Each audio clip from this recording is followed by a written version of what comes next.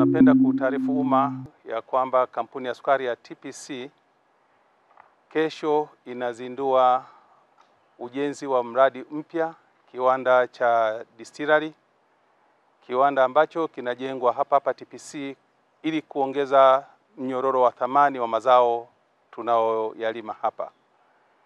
Distillery itakuwa ikitengeneza bidhaa nyingine inayoitwa extra neutral alcohol ambayo ni ethanol, na hii itakwenda sambamba na kuzalisha pia mbolea ya potassium, na vile vile tutazalisha umeme wa nishati mbadala kwa kutumia mabaki ya miwa, na zaidi ya hapo pia tutakuwa tuna mazao mengine nishati ya motopoa ambayo inaitwa technical alcohol kwa ajili ya kupikia.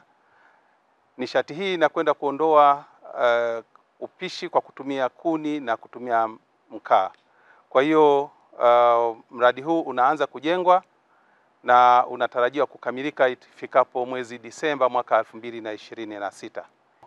Tunatazamia kwamba uwekezaji huu wa dola milioni 52 sawa na fedha za Tanzania shilingi bilioni 130 unakwenda kuongeza thamani kubwa, inakwenda kuongeza ajira, inakwenda kuongeza mapato ya kodi kwa upande wa serikali, na vile vile tunakwenda kulinda mazingira zaidi. Kwa hapa TPC mwaka 2000 serikali iliuza hisa zake 75% kwa kampuni ya Sukari Investment. Kampuni hii ndio inashikilia 75% na serikali ikabakiza asilimia zake 25. Lakini yamekuwa ni mahusiano bora, mahusiano yenye afya, mahusiano yaliyoleta tija kwa pande zote mbili. Na kwa hali hiyo tumeweza kuongeza uzalishaji wa kwetu wa sukari kutoka tani 1036 tulizokuwa tukizalisha mwaka 2000 na sasa hivi tumefika kuzalisha tani 120,000. Lakini vile vile mapato kwa upande wa serikali tulikuwa tukichangia bilioni 2 kwa mwaka, na sasa hivi tumefika kuchangia bilioni 97 kwa mwaka, jambo ambalo limekwenda kuongeza mapato ya serikali kwa kiasi kikubwa. Lakini uzalishaji mkubwa wa sukari, na vile vile tumeboresha shamba la miwa. Shamba la miwa la TPC limetoka kuzalisha tija ya tani 66 kwa hekta, na sasa hivi tunaweza kuzalisha tani 150 kwa hekta.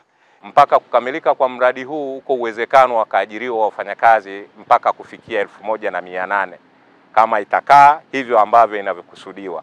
Kwa hiyo kama ni wafanyakazi 1800 utaona kwamba ni wafanyakazi wengi. Kulingana na tatizo la ajira nchini, tutakuwa tumepunguza asilimia kadhaa ya vijana wetu na ndugu zetu mbalimbali kwa kupata hiyo ajira. Lakini ile ajira faida yake kwa hawa wafanyakazi si kipato chao tu watakachopata. Tufahamu kwamba mtu mmoja anapopata kipato, kile kipato anakitazama yeye kama yeye, lakini nyuma yake kuna watu wengi ambao wanategemea kile kipato chake. Yule mtu ana watoto, ana ndugu, jamaa na marafiki, ana wazazi, si ndio? Lakini hata jamii inamtegemea. Kwa hiyo kile kipato kitakwenda kusaidia jamii kwa sehemu kubwa. Lakini isitoshe tutakuwa tunapopata ile mishahara, wafanyakazi wanapopata ile mishahara, kile kipato wanachokipata katika jamii inayotuzunguka, kile kipato kitakuwa kinazunguka katika eneo letu.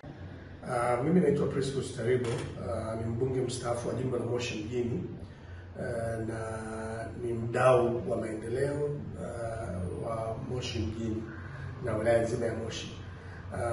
Niseme tu kwa kifupi juu ya mradi huu ambao ni uwekezaji mkubwa unaofanyika na kiwanda cha sukari cha TPC kilichopo kwenye wilaya yetu ya Moshi. Kwa kweli kwanza ni ubunifu mkubwa sana ambao management na uongozi mzima wa TPC umekuja nao, kwamba sasa wanawekeza zaidi ya bilioni 130 kwa ajili ya kuongeza thamani mazao yanayotokana na miwa. Walikuwa wanatengeneza sukari na baadaye walikuwa wanauza molasses, lakini sasa wanakwenda mbali zaidi kwenda kutengeneza ethanol pamoja na alcohol, kwa maana ya kwamba spirit, ambayo kwa kweli kwanza kitaongeza ajira kubwa sana hapa kwetu, itaongeza pato la mkoa na serikali kwa ujumla. Ajira zitakuwa zimeongezeka sana, lakini tutahifadhi au tunapunguza matumizi ya fedha za kigeni kuagiza vitu hivi. Mbolea inayotengenezwa nchini bado haitoshelezi, tunalazimika kununua nyingine kutoka nje.